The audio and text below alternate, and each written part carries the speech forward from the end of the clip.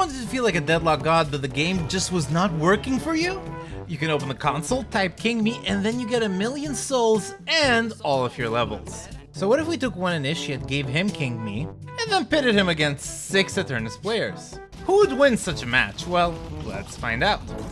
Eternus versus Initiate, but instead of the usual, well, 6 Initiates, we only have 1 this time around. It is 1 Doorman, and he has been given Kingme, which means, well, he starts the game doing crap like that. It's gonna be an incredibly fun game at Deadlock. I do have Shiba observing with me, but I am solo casting today, so we'll see what happens.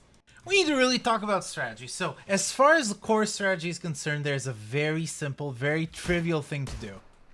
This Doorman should just go ahead on blue lane, keep pushing and pushing and pushing and pushing. It is a race against time for him. He has a lot more gun damage. He can pop those Eternus players like pimples. He can destroy them in a second. As we are seeing right now, they're just dying so frequently.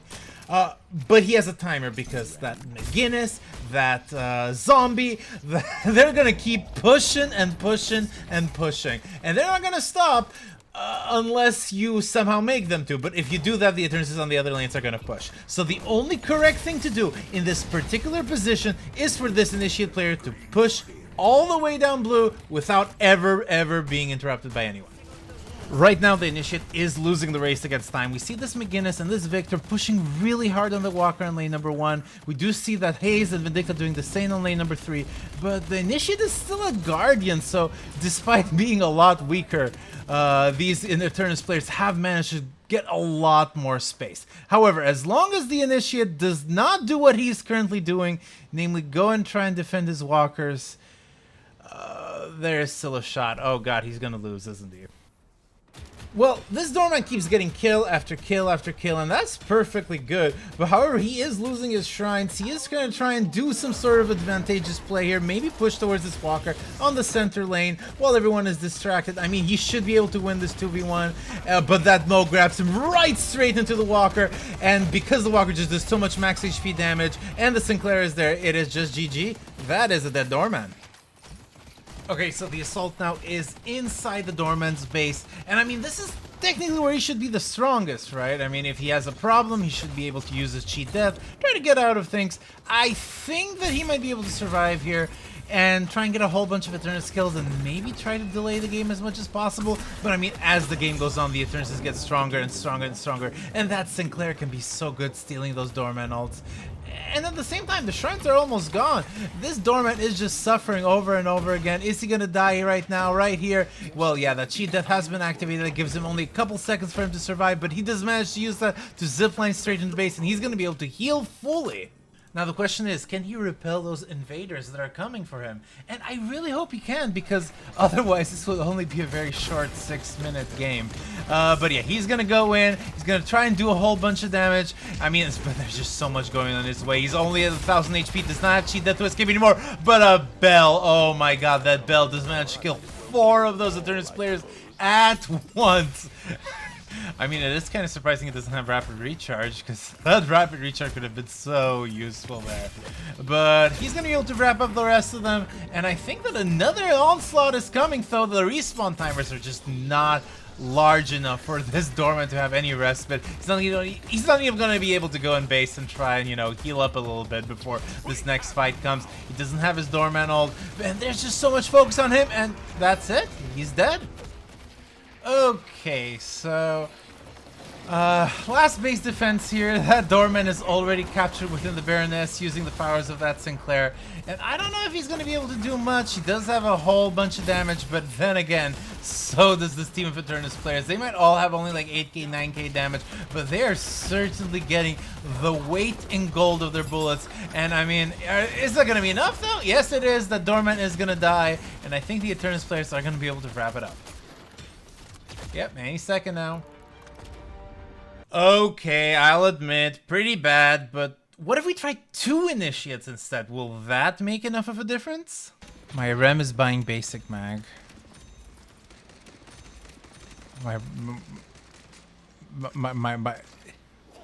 Yeah. Eternus versus Initiate, but now there are 2 Initiates with Kingme. There is a Rem and a Doorman. They both have been given the amazing powers that you can only get in the Glutensnake channel, and they're already getting kills. It's gonna be a fantastic game of Deadlock. I do have Shiba here observing with me, and we're gonna see how these two initiate players do. Of course, it is really worth talking a little bit about what the strategy is gonna look like for both sides. So these two initiate players can just hammer it down mid. They do have enough spirit, they do have enough items. Well, this Rem has Swift Striker instead of, you know, getting Lucky Shot or something, and he's going all the way back to base to try and cover the other lanes. On the other hand, this Dormant is going to be hard pushing, and he does have some very, very strong items here, a lot of spirit stuff. That bell is going to hurt, and is going to hurt a lot.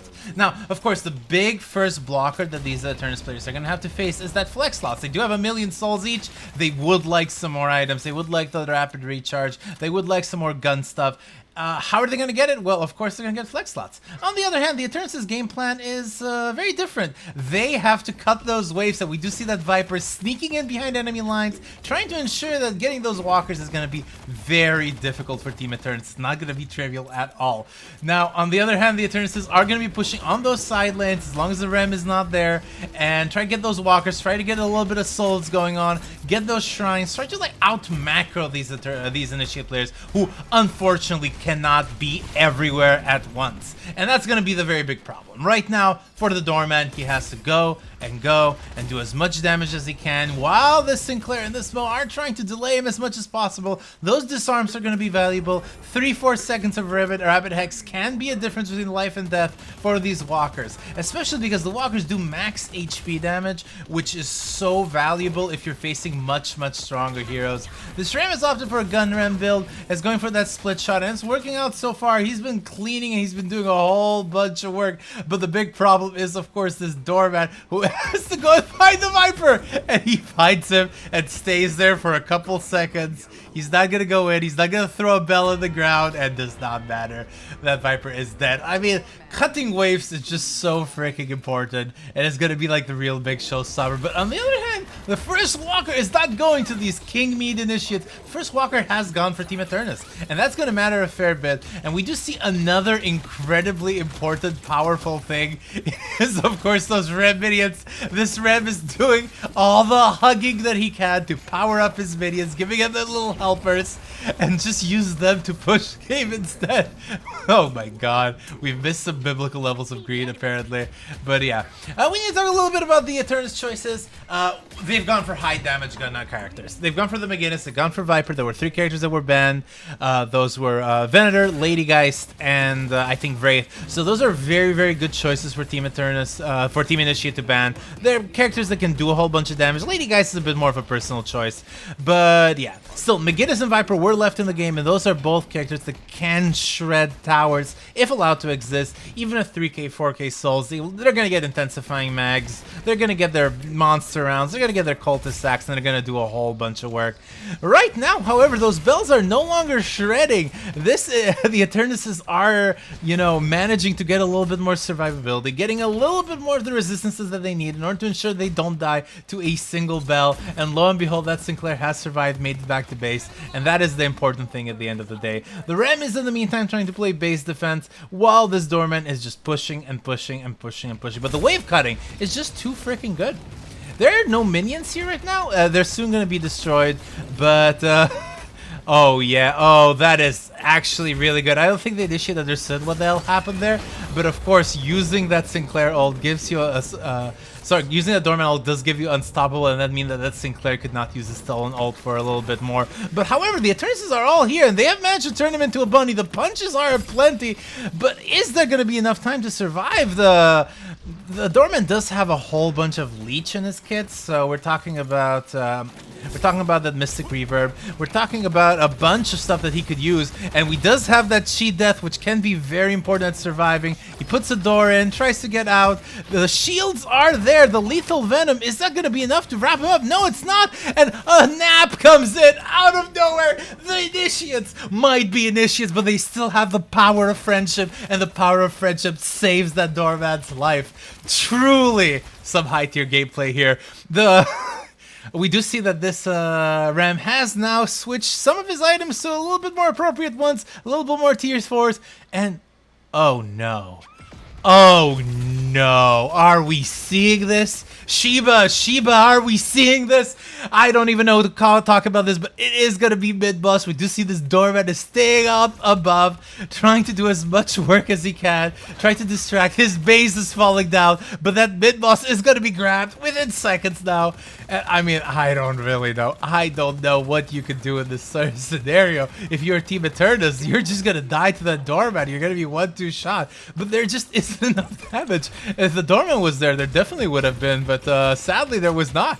Anyhow, this doorman is advancing. I think clan mid-boss has been given up by Team Initiate, which is a very, very fair decision, and the Sinclair proving so useful. I mean, you might say like, oh, who cares? Like, okay, sure, yeah, the doorman lost some stamina and got hurt for 200 HP. Who cares? But that is not just losing 200 HP. That is losing a whole bunch of time that gives the Eternus time to coalesce. And I mean, yeah, sure, you're winning a 1v2. Yeah, maybe you're winning a 1v3, but are you winning a 1v4? That's the sort of question the Eternuses are going to have to figure the answers to. So far, the answer is no. In a couple thousand souls, that answer might become yes. Because, again, the Eternuses can only grow stronger. The Initiates, well, I guess they can also grow stronger. They do have those flex slots. Flex slots are incredibly important, as we're seeing right here, right now. The walkers need to be picked up. The shrines are both damaged. Rem is playing base defense as best as he can. But, like, if you don't push the shrines, if you don't get that walker, how are you going to get more powerful here? It is a really, really bad situation for Team Initiate, who is, you know, losing this macro all around. Those bridge buffs have been on the ground for 7 minutes. That's 2 minutes and a half more. Oh my god, that is actually insane, the fact that those bridge buffs were still there.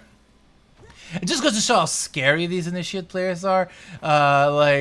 They might not have the chops, but I mean, a split shot's a split shot. Just aim at the vague general direction of Team Eternus, and you're gonna get something. And now the Initiates are going in for the walker. They realize they do need that flick slot as soon as possible, and they're putting in a whole bunch of those little helpers on those guardians, and they're gonna push themselves in a little bit. On the meantime, the Eternuses are trying to go into the base. They backdoor protection was there for at least a little bit for that Sinclair, but he's just gonna go in. He does not care. He's going to do as much damage as possible because he knows that they need those base guardians. He knows that they need those shrines. He knows that they need as much damage as they can.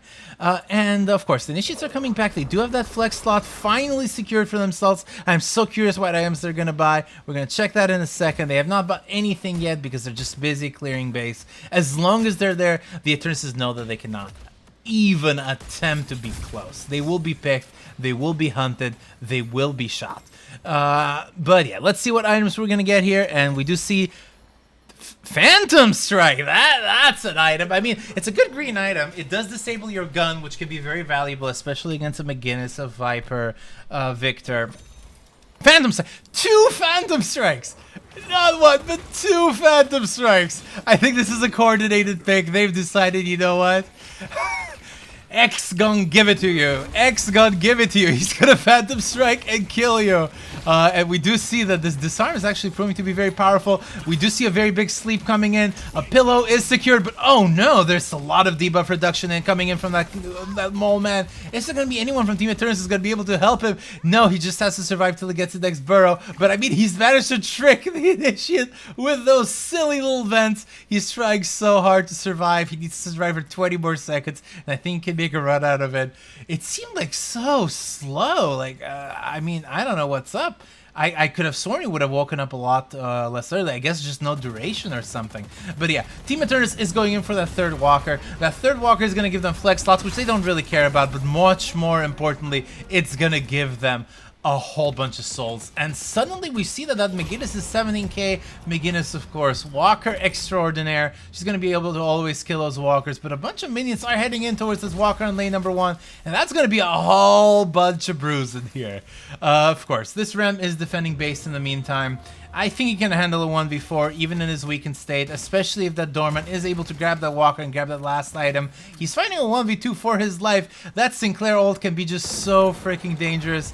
And of course, Sinclair ult into Bunny, and suddenly you're well within snipe range, but of course, that cheat death is gonna mean that he's gonna be able to survive a little bit more. No bells for him though. No cheat death. Ah, nice kill, but that's not gonna matter. Sinclair comes in with a bolt, and that is the first Initiate kill kill for this game. That's gonna be 25 seconds where there's gonna be only a Labubu on the base, and the initiates are gonna suffer for it. The Eternuses are using that time to grab the urn, and maybe even position for that rift. Is mid a game plan? No, I think it's just a slide for that urn.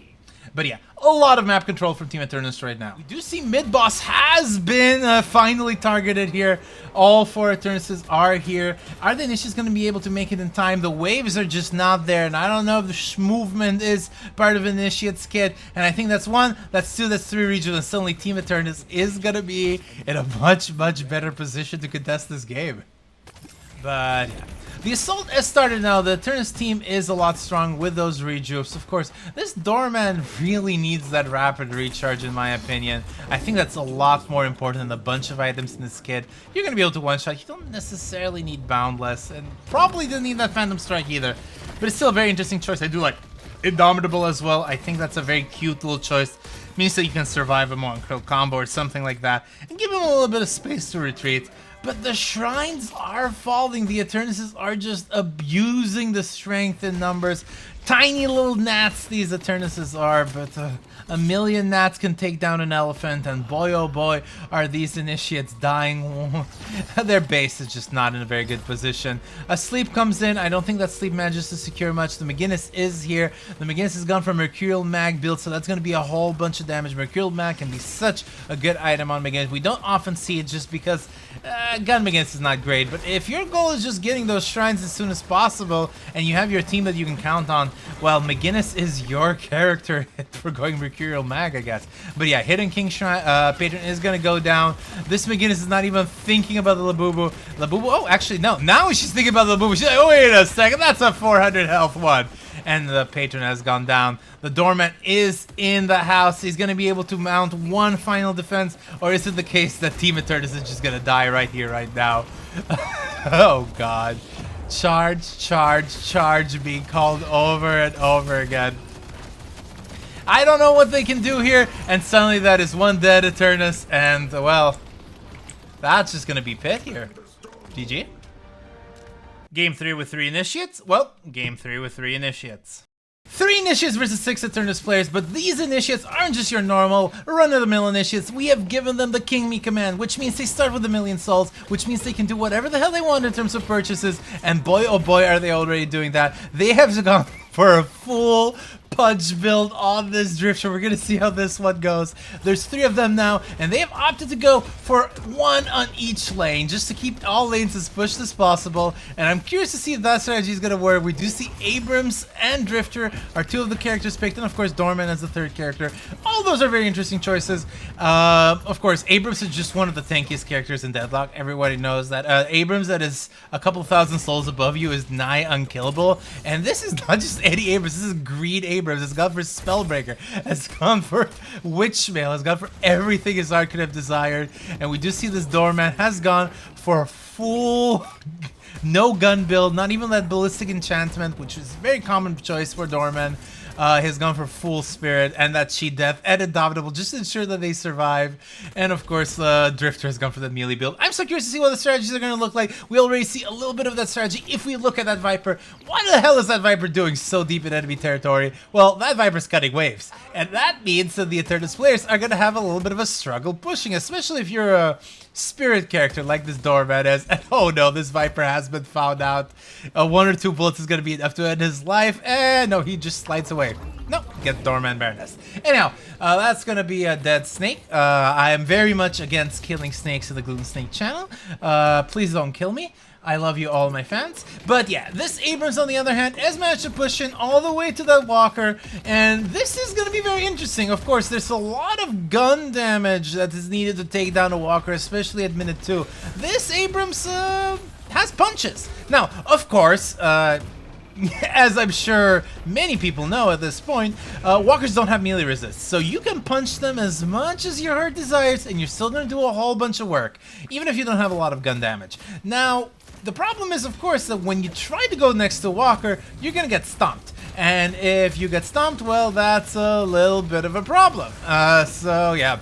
That's always going to be a little bit of an issue, especially because, you know, walkers do max HP damage. That's really valuable, and walkers also do a whole bunch of damage overall and give resist, and like they're a very big hassle to deal with, even if you're just, you know, a very, very strong 1 million souls player. Did that Drifter just walk straight into that Hex? He very much did. Very well done. But yeah, basically fighting around walkers is dangerous, even if you're really, really, really, really powerful. This Viper keeps like trying to get all these waves, and that's very important. The Drifter unfortunately does miss that Stalker's mark, but it's not gonna matter. That is just so much damage coming in. Suddenly those walkers are dying over and over and over again. That's gonna be a very bad situation very soon, because right now one of the few ways that the Eternuses have of scaling up, you know, they're max level, they have max items, they have everything that they would need. Well, there's something they can still get. They can open up those flex slots and get 3 more items. And I mean, if you think they're already unkillable right now, where, you know, they have 4,000 HP each, oh, they're gonna be even more unkillable once they get those very, very good items. But regardless, the Initiates are still getting a little bit of bruising happening on their side. This Victor is deep into enemy territory, and he's doing a whole bunch of work on the Guardian, and he is positioned behind the Guardian, knowing very well that the Abrams is gonna be there. And I think that's not a bad strategy at all. The Eternus just have so much more room for growth in this game. As long as they manage to survive, as long as they manage to delay the Initiates enough, they could be very much winning this game handily. That rift with comeback minions is going to matter a lot. I don't know if the Initiates are going to be able to coordinate in time for that. But yeah, right now the assault is all the way to this walker, and with a lot of walker resist and no gun items, I don't know if you're going to be able to do a lot of headway here. Those bullets, despite being max level, are doing only 30 damage a shot, and that's not going to matter. It's just not a very good situation to be pushing. But what are you going to do if your team Eternus? You're not going to be able to push that doorman back. You need to find damage elsewhere on the map. It's going to have to be those bridge buffs. It's going to have to be those work. But yeah, we see the power of those bells here. If you look at the screen, those bells are managing to kill people. Oh no, that Vindicta survives with 14 HP. But yeah, the power of Spirit Burn. Spirit Burn is a great item. 80% anti-heal or 70% anti-heal. It's like the best anti-heal in the game, right? The big problem that it has, though, is it doesn't do a lot of damage. It's been nerfed a whole bunch of times at this point. Doesn't matter if your opponent is 1,000 HP, right? Spirit Burn is still going to do enough damage to wrap them up. And this Dorman has gone all the way into enemy base, and he is feasting at these Eternus players who are trying to like cajole him as best as they can, try to use those Guardians, anything that can do a whole bunch of damage to him. It is a melee Drifter, and the melee Drifter's biggest problem is, of course, he's not going to have damage at range. Now, that Eternus player was a little bit ambitious going in there, but it is a McGinnis with the wall. She might be able to survive. Those Guardians are doing God's work, but that Victor is the dead Victor, and not the good kind of dead Victor where he revives in a couple seconds and then gets plus spirit damage. No, the bad kind, the kind that, you know, stays dead. And yeah, this Drifter gets a bunch of picks, gets a bunch of stacks, and decides, you know what I'm gonna do? I'm just gonna go and look elsewhere. Now, of course, this Victor is, again, trying to go head into much stronger characters. And I don't know if you're allowed to do that. I don't think that's a very smart decision, especially when those much stronger characters are in Abrams.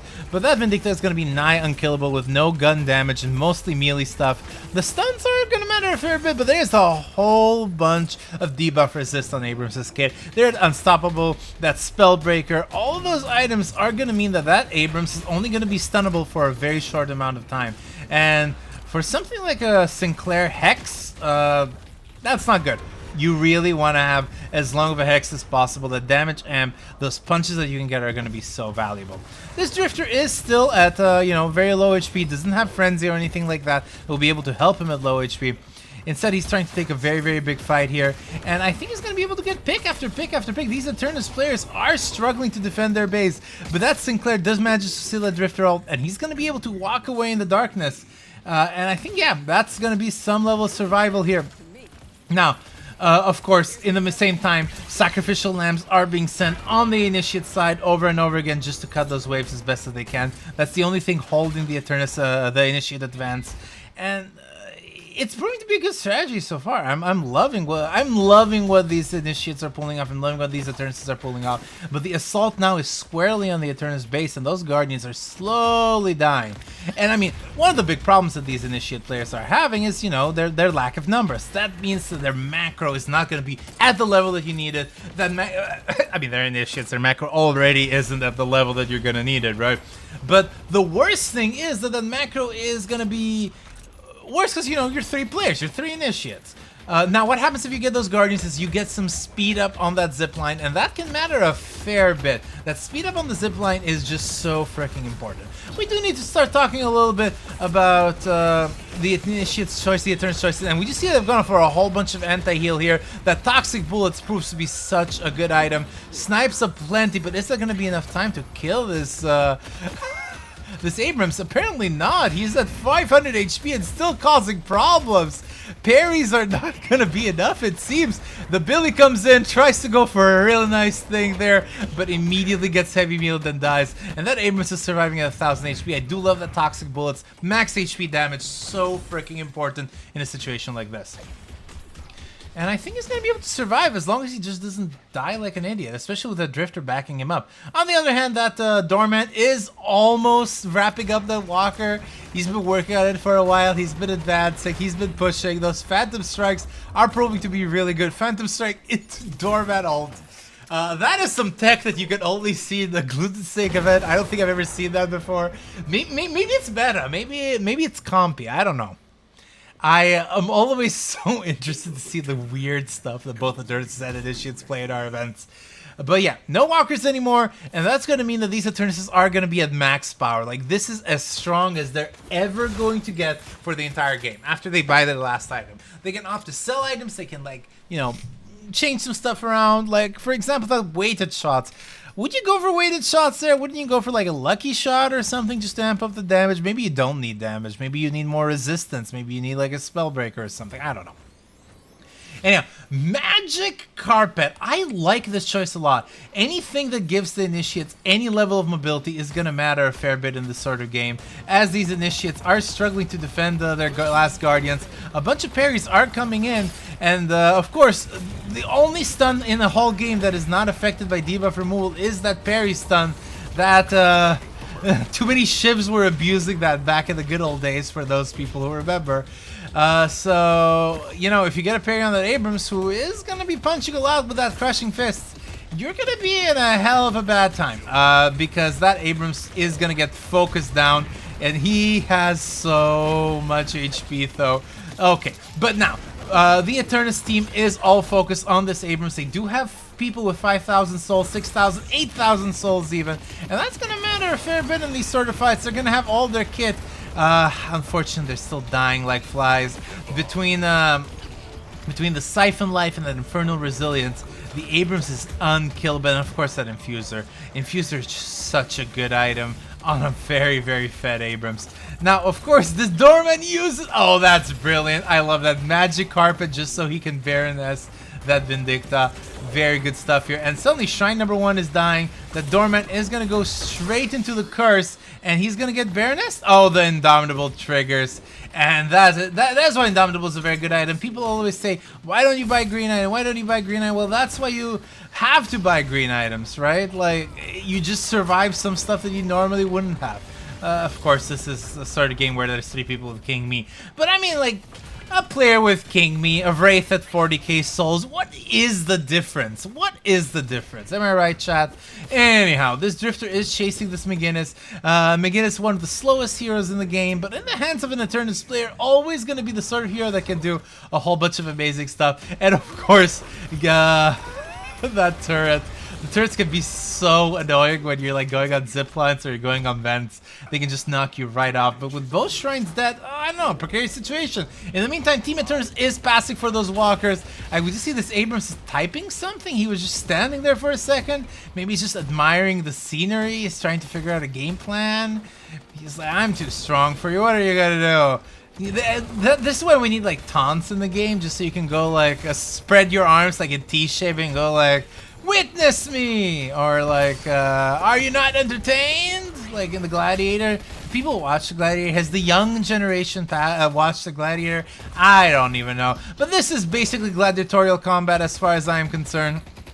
And boy, oh boy, are these elite gladiators munching on these ferrets. It seems like they're gladiators fighting with ferrets, but if I know anything about a business of ferrets, is that a business of ferrets can prove very mighty at the wrong time. But yeah, Right now, the fight is entirely in the base. It's going to be entirely in the pit. The Unstable Rift has been summoned, and we do see the Doorman has positioned himself there. But the big problem is this Abrams. There's just so much debuff removal and debuff resist on his side that he's just wiping that toxic bullets immediately. You need a decay, you need any sort of anti-heal, max level damage. He's on 1500 health, not the first time this game has been at this level. He is just so freaking unkillable. But yeah, with the patron going down, the situation is very dire for Team Eternus.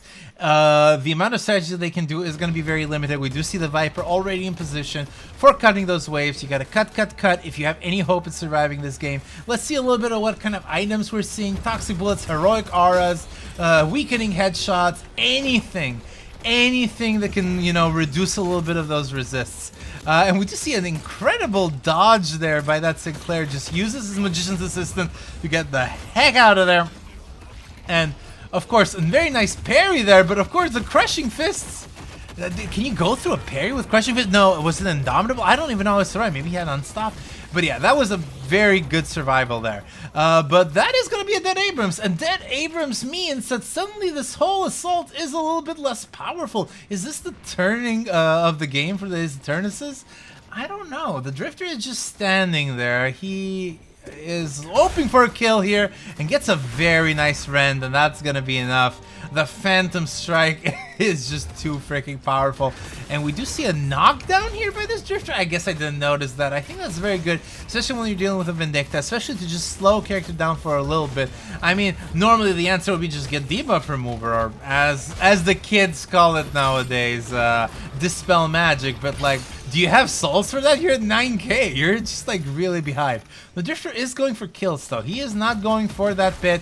He is trying to do something here, but he keeps getting parried. Oh no! Into the pit. He's gonna get cursed, and that is gonna be a dead Drifter. What are we seeing here? Team Eternus is surviving. Are they gonna be able to snatch victory from the jaws of defeat? Who the hell knows? This Doorman might, as he is advancing into the enemy base. I think that if there ever was a time to all go, grab up Team Initiate, huddle them up, come up with a game plan, and all go towards the Eternus base, this is the time. The patron is down. The map is under your control. Why the hell would you not do that? Instead, you know, we're just like vibing around, fighting 1v1s, 2v2s, 3v3s around the map. Instead of like going and frapping up the game. This Viper, in the other hand, is grabbing that urn. That's going to be a couple hundreds, thousand. I don't actually know how many souls an urn gets in the beginning of the game. I assume it's not that much because, you know, it's an individual objective now, not a group objective. So, yeah, I think that's going to be very, very, very freaking important. But, yeah. In the meantime, the Baroness has been activated on this McGinnis. The focus has, however, shifted. This Sinclair is going to be able to provide a little bit of coverage. A bunch of Doorman bells are proving to be very, very good at zoning, especially with that extended range. And we just see mid-boss. I hear the delectable sounds of mid-boss in the air. That Drifter and that Abrams have got in. The big problem, however, is, as everybody knows, that you have to punch the mid-boss. And I think these Eternuses are just going to get a bunch of parries here. Let's see what happens here. Are they going to drop in? No. I think that was a bit of a mistake by Team Eternus. The biggest comeback resource that you have right now is, you know, killing the Initiates. And if you can't kill the Initiates, you're fucked. You should have gone and contested that, trying to get a bunch of rejuves out of them, because that's one extra life you just cannot afford. The Doorman goes back here, and we see that the Eternuses are just pushing into the base. They're actually getting base guardians here, but the Drifter is here, gets immediately stoned. And is there going to be enough time to survive? Did he counterspell? Oh, I guess Indomitable or something. No, yet Unstop. He very nicely clicked Unstop there, but that is going to be dead base guardians, and that's going to give the Eternuses a little bit of movement speed, which can be very important. This Doorman here has a bunch of green items. He's going to be able to survive for a bit longer. 4,500 health is nothing to scoff at, especially when you're going against much, much, much weaker players in terms of souls. So yeah, very, very good situation here. This Abrams and Doorman, though, are trying to get a pick, but they're just not mustering the forces to go and wrap the game up. Viper is trying to zone this Abrams a little bit, and of course, whenever you try to zone an Abrams, things can go very bad for you if you're near walls, but Viper has enough mobility, and it looked like she has also gotten that movement buff. And yeah, in the meantime, this Doorman is fighting a nice 1v3 in the opponent's base. And I mean, it is a dangerous type of the game. And I just realized that this Doorman... Wait, no, he has magic card, but I think the items are just not showing. I think they're just bugging out. This game has bugs. Who would have known the close alpha game has bugs? But yeah, his items finally are showing. We can see his Phantom Strike. I was like, wait, he hasn't bought 2 items? What are we doing here? But then I realized, you know, no magic carpet. But yeah, Viper's cutting waves. This Drifter is just standing there. He's standing there menacingly. He's waiting. Ah, he was looking for a target. I mean, at this point, I think the Eternus players have figured out that his game plan is just to hide and then try and get a pick. But yeah, that is one rejuve. That is one rejuve. And the wall comes in and the Abrams goes squarely through the wall. And he's going to be able to punch all these players up. And suddenly with a missed parry on that Abrams. Oh, but the curses are just so freaking important. They're going to be the last line of defense here. The Drifter and the Abrams, however, are just maybe going to be able to wrap the game up here. The Sinclair comes in looking for a stun. And yeah, it gets it. The curse is gonna come again. The curse are just so short. The debuff resist is so powerful. But yeah, the unstop is not gonna be enough, and that is gonna be a heck of a dead Sinclair. And there's 2 people in pit. You could wrap up the game right here, right now. Instead, this Victor is managing to zone them. I don't know what the hell is going on. Misses the very big punch there by that Abrams. And that's going to mean enough time for that Victor to be able to go to base and survive. Throws a bunch of turrets. And that is the McGinnis. And that is the McGinnis with not a max ult. That ult is just tickling the Abrams with maybe applying a little bit of anti-heal or something. Is there a heal bane here? There's a heal bane here. And that's going to matter a whole bunch. That anti-heal is just so freaking important. Another unstable if open. And if you manage to kill either the Drifter, and you know, the Drifter just died, and the Abrams, you can go and get that unstable rift, and that's going to be 12 minions going towards the enemy base. I mean, the Initiates almost have the game won, but they keep making mistake after mistake after mistake. And if this Abrams manages to survive, oh no, he does not. It is just a Doorman going around, chasing that Viper to the ends of the earth, but the rift is the problem. What is going on here? What's the game plan? Throwing people into 50 doors, going in for maybe dizzying the opponent up. That's how you win the game. But yeah, I saw a knockdown coming in from somewhere, probably from that Sinclair. Indeed, it is that Sinclair, and that's going to give him enough time for that Viper to survive. Team Eternus is just doing some impossible stuff, and that impossible stuff has paid off as this McGinnis has created not 1, not 2, but 12, 16? How many comeback Rift minions are there just pushing towards the enemy base? Are you going to be able to clean them up with 1 bell? Yeah, you're going to be able to clean them up with 1 bell. That was very sad. You would hope that those minions will be able to actually like survive for a little bit longer, but then you just throw a bell at them. Yeah. Very, very, very freaking sad. I mean, so far so good. The game is going very, very freaking well for Team Eternus. It's like as well as you could hope it would go. Getting those urns, getting any sort of work. Are there going to be a bunch of denies coming in? No, not at all. McGinnis does miss that wall. And that Abrams looked so invulnerable. Suddenly he's dying more often than he cares to admit. The amount of anti-heal coming in from Team Eternus is suddenly turning in the scale here. And that's 60 seconds without a third Initiate on the field. It's not proving to be very good for Team Initiate. I don't know what you could do here.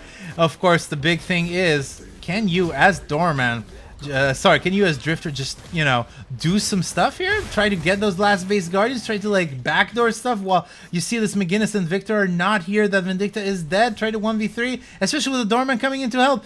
And now they're going back to help the base instead. I don't think they realize that they have a whole bunch of time, because they're going to be able to brute force that Patron a lot faster than you care to admit. I don't know, dude. I don't know. The parries are coming in. The stuns are coming in. This Doorman is getting hammered by an insane amount of anti-heal. That Siphon Bullet doing God's work too. Max HP damage is the king this game, and that is 1 dead Drifter. And I mean, the Eternuses are just marching into the enemy base. The Doorman is forced to retreat here, being, you know, one of the 2 Initiates alive on the field. But I mean, this is where the Initiates would be the strongest, because if you're ever weak, what we've seen happen with these Initiate players is, you know, they'll fight, they'll go all the way to 1000 HP, realize they have to bail, and 1000 HP is not going to be enough to save them when there's like 55 different anti-heals on. But you have your base there. You can just go to your base, and that's going to be a very tough thing for the Eternuses to break. They're going to have to figure it out. And, I mean, they are.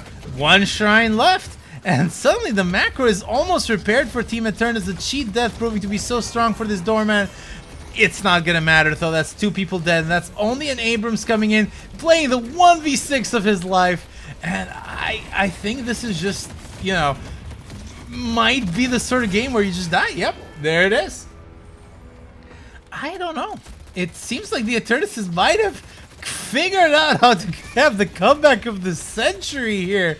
Of course, the game is nowhere close to over. The Drifter is already back in, and I mean, a Drifter getting a whole bunch of work done on you because of the stuns coming in, or 6 Eternus players just looking at your head and vaguely shooting your direction. Actually, it's the 6 Eternus players who win. The Shrine is going to go down. That's going to give them a little bit of respawn timers, which is going to matter a lot. That Doorman does have several bells. And I think those bells can be the difference between life and death in the pit fight. Especially because it's not just any bells, it is like maxed out bells. The Billy tries to go in for a hyperline, which is a very smart technique. Instead, the silence waves are going to be the one that turns the day here. The Doorman immediately dies. The Billy is trying to wrap things up at GG. Team Eternus has it. Don't forget to like and subscribe. Comment below what kind of game mode you would like to see next played in this channel. Check out this other game where we gave the Eternuses a bomb, and if they didn't kill an initiate every 55 seconds, well, they exploded. Thank you so much to our Patreons, and have a good day, folks.